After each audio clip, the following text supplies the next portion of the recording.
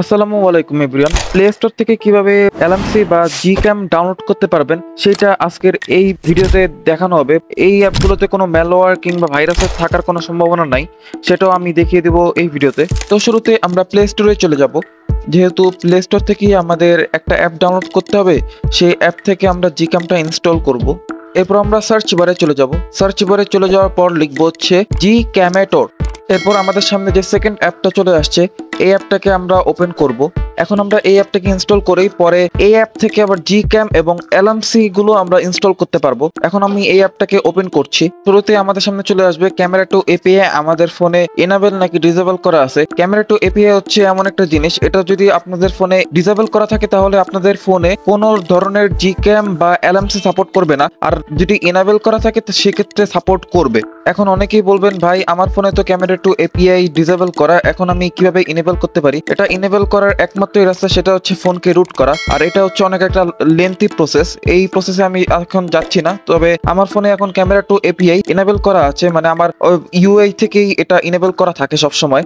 যদি আমাদের ফোনের ক্যামেরা টু এপিআই ইনেবল করা থাকে সেক্ষেত্রে নিচের দিকে আমাদেরকে একটা জিক্যাম রিকমেন্ড করবে এই অ্যাপ থেকে, এবং যেহেতু আপনাদের ফোনের মডেল অনুসারে এই অ্যাপটা রিকমেন্ড করা হয়েছে সেক্ষেত্রে এই অ্যাপটা যদি আপনারা ইনস্টল করেন তাহলে আপনাদের ফোনে কোনো প্রকার গ্লিচ বা অ্যাপে কোনো প্রকার গ্লিচ দেখা দিবে না। অ্যাপ থেকে রিকমেন্ড করা জিক্যাম ফাইলটা আমরা ডাউনলোড করেছি। এখন ফাইল ম্যানেজারে গিয়ে আমরা এই জিক্যামটা ইনস্টল করে দেখব। এই যে সেই আমাদের কাঙ্ক্ষিত জিক্যাম যেটা আমরা ডাউনলোড করেছিলাম, এরপর এটাকে আমরা ইনস্টল করব। এই ধরনের ভিডিওগুলো প্রতিদিন পাওয়ার জন্য যারা যারা আমার চ্যানেলে নতুন তারা অবশ্যই এই চ্যানেলটাকে সাবস্ক্রাইব করবেন, কারণ এই চ্যানেলে এআই রিলেটেড ওয়েবসাইট, অ্যাপস এবং গ্যাজেটস নিয়ে পুরোপুরি রিভিউ দেওয়া হয়। সুতরাং সাবস্ক্রাইব করবেন তো মাস্ট, আর ভিডিওতে একটা লাইক দিয়ে দিন। জিক্যাম ইনস্টল করার আগে আমরা এলএমসিটা ডাউনলোড করে নিব। একই প্রসেসে আমাদের মডেল বা আমাদের ফোনের নাম সার্চ দিব, ফোনের ব্র্যান্ড OnePlus। এরপর হচ্ছে আমরা একেবারে নিচের দিকে চলে যাব। নিচের দিকে চলে যাওয়ার পর আপনারা এখন দেখবেন যে জিক্যামের যে ভার্সন গুলা 9 পয়েন্টের উপরে আছে সেইগুলাই হচ্ছে মূলত এলএমসি, মানে 8.8, মানে 8.9, 8.8 এর যে যতগুলা ভার্সন আছে সেইগুলো হচ্ছে আসল জিক্যাম, আর 9 পয়েন্টের পর যে যতগুলা আর কি এখানে এপিকে দেখবেন সেগুলো সব হচ্ছে এলএমসি। উদাহরণস্বরূপ আমরা এখানে দেখতেছি 9.2 এর কয়েকটা আছে, এগুলো কিন্তু সব এলএমসি। 9.6 এর একটা আছে, এটাও কিন্তু সব এলএমসি। এগুলা এলএমসি, এগুলা জিক্যাম না, আপনারা ইনস্টল করলেই বুঝতে পারবেন। আর 8 থেকে 8.9 পর্যন্ত এগুলো সব হচ্ছে জিক্যাম। এরপর আমরা একটা এলএমসি ইনস্টল করে দেখব।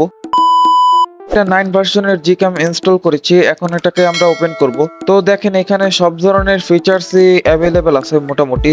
ইফেক্টে গেলে ইফেক্টে আপনারা কতগুলো প্রিমেড ইফেক্ট পেয়ে যাবেন, আর আপনারা চাইলে ম্যানুয়ালিও কনফিগ ফাইল ইম্পোর্ট করতে পারবেন এটাতে। এখন আমি আপনাদের একটা পিক তুলে স্যাম্পল দেখাবো এর, যদিও রাতের বেলা আমাদের স্যাম্পলে ডে লাইটের অভাব আছে, যদিও ইনডোর লাইট কন্ডিশন খারাপ, তারপরও ছবিটা কিন্তু মোটামুটি স্যাটিসফ্যাক্টরি আসছে। শার্পনেস ডিটেলসটা ধরে রাখতে পারছে খুব ভালোভাবেই। এখন আমরা চেক দিব এই জিক্যাম এলএমসির মধ্যে কোনো প্রকার ম্যালওয়্যার কিংবা কোনো প্রকার ভাইরাস আছে কিনা। এজন্য আমরা চলে যাব ভাইরাস টোটালে। ভাইরাস টোটালে যাব, লগ ইন বা সাইন আপ করে নিব। এরপর এখানে আমাদের সেই ফাইলটা আপলোড করব। আমরা যে এপিকে ফাইলটা ডাউনলোড করেছিলাম এলএমসি, সেটা এখানে আপলোড করে দিব।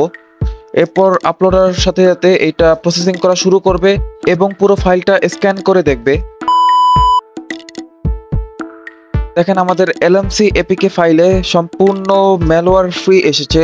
এই অ্যাপে কোনো ম্যালওয়্যার কিংবা ভাইরাস নাই, এটাই আর কি ভাইরাস টোটাল বলছে। আর ভাইরাস টোটাল সম্পর্কে আপনারা বিস্তারিত চাইলে আমার এই ভিডিওটা দেখে আসতে পারেন। এখানে আমি ভাইরাস টোটাল কিভাবে ব্যবহার করতে হয়, কিভাবে ফিশিং লিংক চেক করতে হয়, সেই সবকিছুই এই ভিডিওতে দেওয়া আছে। সুতরাং সেই ভিডিওতে আপনাদের সাথে আবার দেখা হচ্ছে। আল্লাহ হাফেজ।